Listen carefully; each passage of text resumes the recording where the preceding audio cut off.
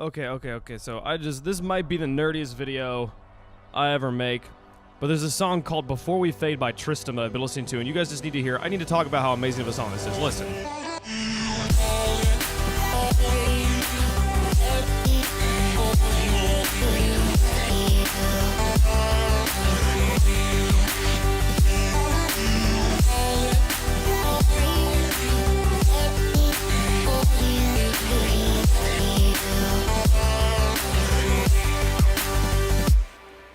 That's all the part I want to talk about. I'm just going to start with this chorus thing, okay? And it's a groove and beat, right? It feels really good.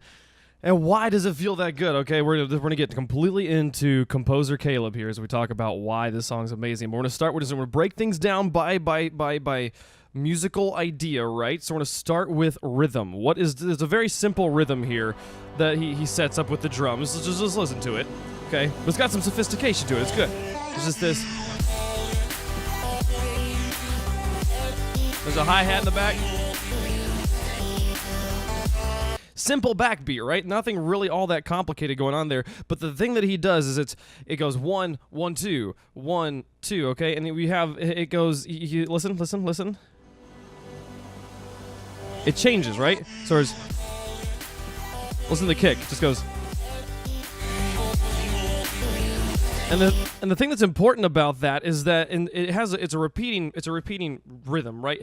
Whenever you have when you have a drummer just playing time, he's inevitably just playing the same thing over and over again. And how interesting you make that is a big part of how he drives the song. So it's a backbeat, which is a really, really important thing for driving rhythm, okay? You listen to the way that this goes. It's just you have this high emphasis on the snare. It's called a backbeat.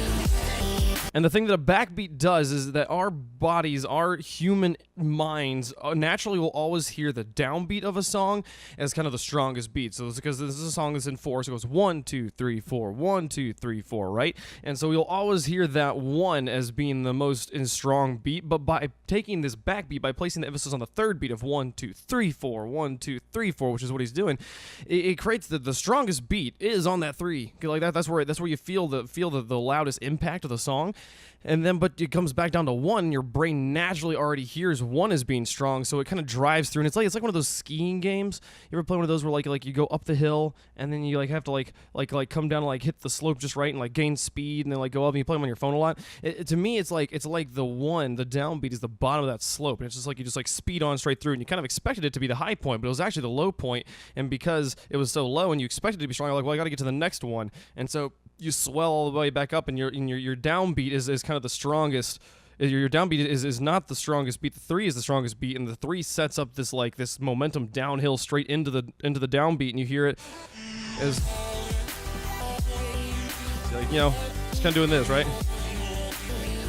Just glides along, really, really smooth, really drives, and that's not particularly a brilliant thing to do because lots of people do that. Backbeats are a very, very good way to drive rhythm. But the thing that's special about what he does is that thing I got to earlier, I kind of got ahead of myself, the fact that the kick has that extra beat, that and it doesn't come through on the second repeat. So the rhythm is 1, 2, 3, 1, 2, 3, 4, 1, 2, 3, 4, right? But it has this emphasis on 1E and da 2E and da 3E and da 4E and kind of thing on just every other measure. And so while the rhythm feels like you're going like this is your measure,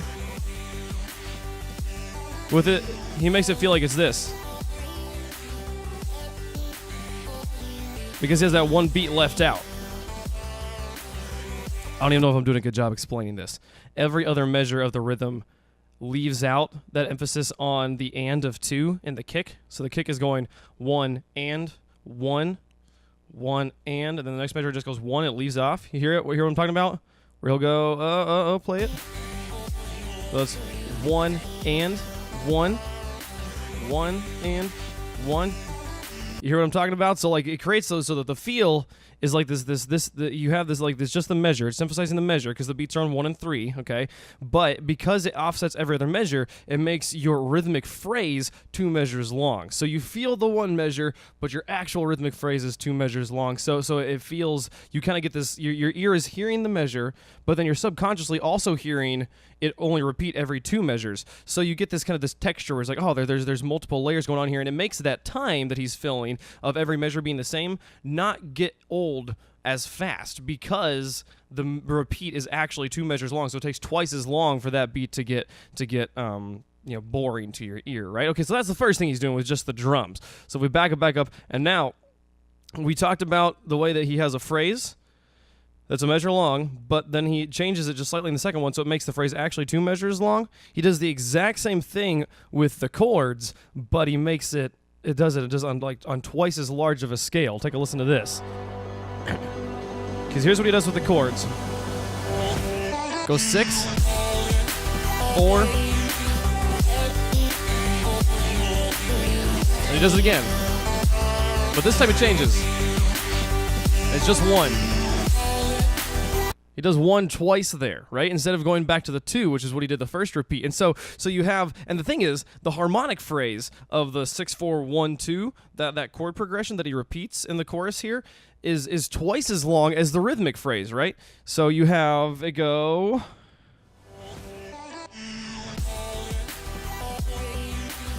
At that point right there is the first time that the rhythm repeats. The rhythm has repeated its 2 measures, but we're only halfway through the chord progression. So the chord progression, which feels like it's 4 measures long, is actually 8 measures long. And so you have a phrase that's a measure long of the back of the beat, just the back beat. But then the rhythm takes it out to 2 full measures because it changes in the second measure. And then that takes up half of the chord progression, which is 4 measures. But because it changes the second time, the chord progression is actually 8 measures long. So you have just all these layers of making this piece feel good. And so you can get halfway through the chorus. You're halfway through the chorus before the chord progression repeats. And that's the first time you've heard a full repeat of everything that's going to happen, and then it all repeats on the second half of the chorus. So that's brilliant, just the way he's like built this texture of where there's all this busyness going on, and then within the measures too, like within that backbeat, he has the hi-hat going on the 16th. Do you hear this in the background here? The way it's in the background, it's quiet, but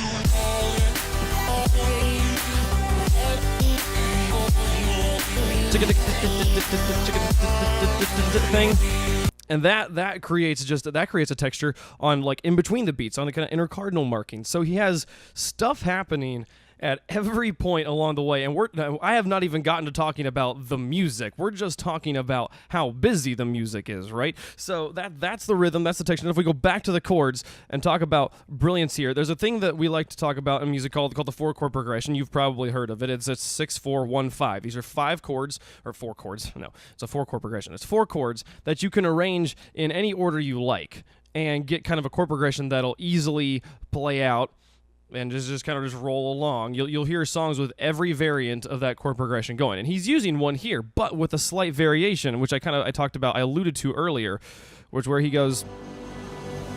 So it's 6, 4, 6, 4, 1, and then instead of 5, goes to 2. But the thing is, 2 is very related to 5. They're very, very similar chords because 5, the top note of a 5 chord, is the root of a 2 chord. So it feels okay. And in the melody and stuff, which I'm getting ahead of myself here, he in the whole harmonic texture, he implies the 5 chord, but instead of going to the 5 chord, goes to the 2 chord, and that creates this sort of it's similar to the backbeat in the way that our brain expects to hear one thing and then hear something else, and that creates this tension and this drive in the song in the backbeat. And rather than creating a drive in this sense, he's by going to the 2 while implying a 5 chord, it creates this melancholy tension of, oh, I wanted to hear that 5, but instead I'm hearing this thing that's close, but it's not quite the same. And I feel like it's almost there, and maybe if I just keep listening to the song, eventually it'll go to the 5 chord, which is the one thing, Tristam, if you're watching this video, totally think you should have ended the piece on like just a very just root 5 chord, because you don't do it. He never goes to the 5 chord at any point in this piece. And it's really brilliant to watch someone write an entire piece of music without ever going to the dominant chord. The 5 chord is the chord you always go to before 1. It's kind of the way you resolve a piece. He never does it in this song. It's really, really cool to watch or to listen to. It would have been kind of fun if it ended that way. That's a different idea. So that's the big thing for me. And the thing is, on the second repeat, he doesn't even go to anything. So it's just, there's your 2 with the 5 implied, and he just leaves out, just stays on 1. Does it again. There's the tension on that chord is so gorgeous, and that is the thing that like really, the moment I heard that 2 chord, I was like, I love this song, because all that texture stuff I was talking about is something that most people who write this sort of music kind of do, and I don't know how intentional anything is that I've been talking about in this piece. Maybe this is just he just wrote the piece and it just kind of happened out this way, and your brains a lot of times as musicians instinctively know what's going on and know what will make the piece feel good, even if you don't know why it makes it feel good. And so, and lots of people in electronic and EDM music do all this stuff kind of just by habit, naturally and stuff, but that 2 chord was the moment when I was like, oh, this is good. This is amazing. And so I loved that. Then we talk about just we kind of, there's so much texture and like melodic stuff on top of it. In EDM, there's kind of 4 fundamental things. You have the rhythm, then you have the harmony, which is usually just kind of a bass, which is what you're hearing here. When I'm talking about the chords, I'm really just talking about that bass.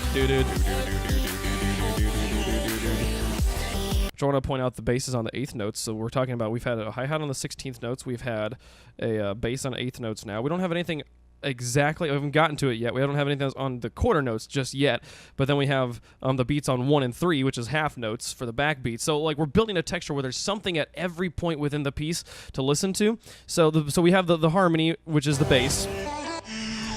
And the next important piece is the melody, which is we have the melody, and then you have texture stuff on top of it. So the melody is gorgeous because of just listen to it. This is just, if you haven't been paying attention.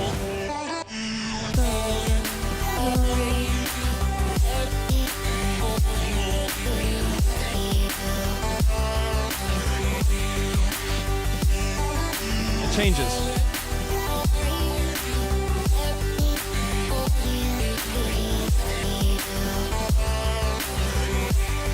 It's a very, very simple melody that just goes na na na na na na na na na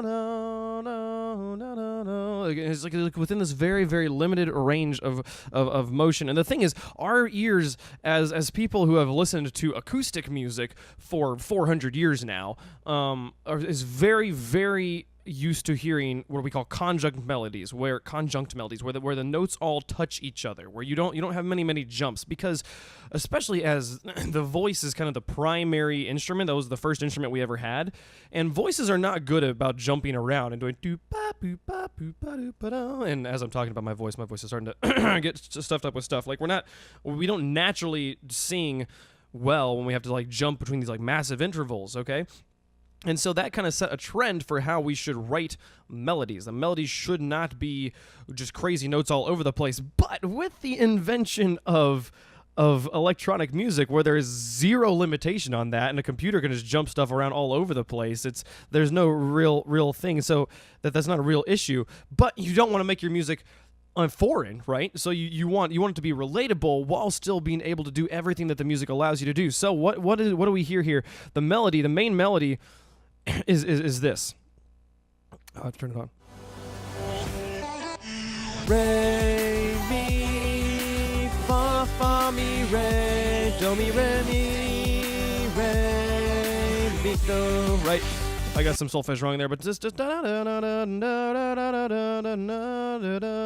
okay, it's all like very, very close. That's very conjunct melody. But what does he throw in between it and stuff? He throws in this really cool stuff. Did you catch that? I played it too fast here. It jumps up to this third way high. And then jumps back down. It does it again on the repeat. Listen close.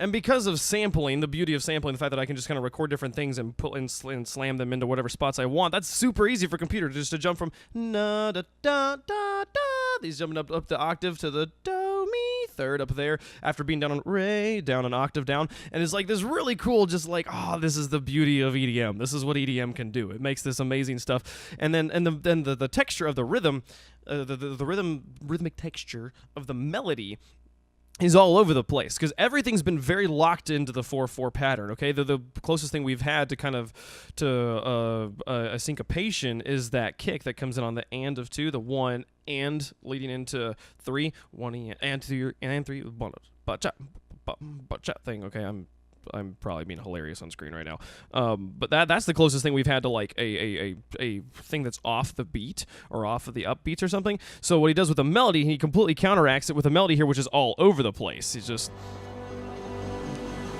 like, you know,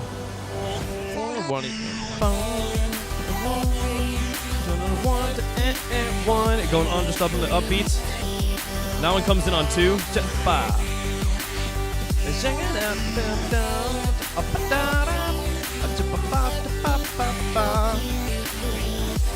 So that is by far the most like rhythmically interesting part of the piece at this point, which is nice because everything that's underneath it is very, very straight, and it's the part we're listening to the most, so it's going to create the most juxtaposition against the texture he's already set. So you have this gorgeous melody that's doing things that you can only do in EDM while still remaining very relevant, and the harmonic content of this melody is amazing because it goes re, mi, fa, mi, re, but the re is on 6, the mi is on 4, and the fa is on 1, which are non-chord tones for you music majors out there. The re comes in on, that's like an add 4 for the 6. It's a 7, makes a 4/7 basically out of the 4 chord, and then becomes an add 4 again for the 1. And it creates this so much tension because of these chord tones that aren't supposed to be there, yet they feel home because you're just walking up a conjunct melodic scale. Like this is very, very easy. Like listen to what I'm talking about. It's pretty amazing stuff.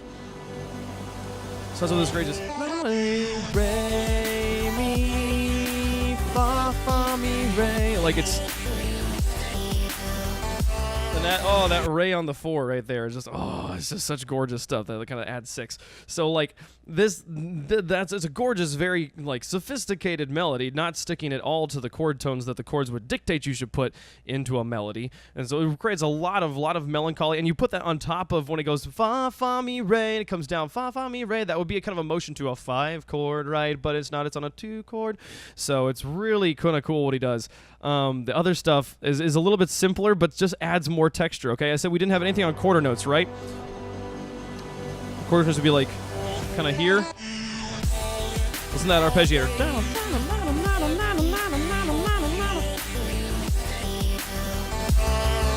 That's on the quarter notes.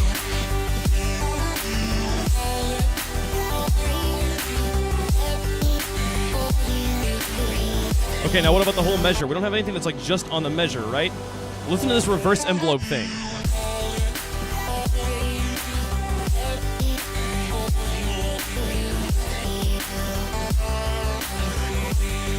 On this random, not random, they're in the chords.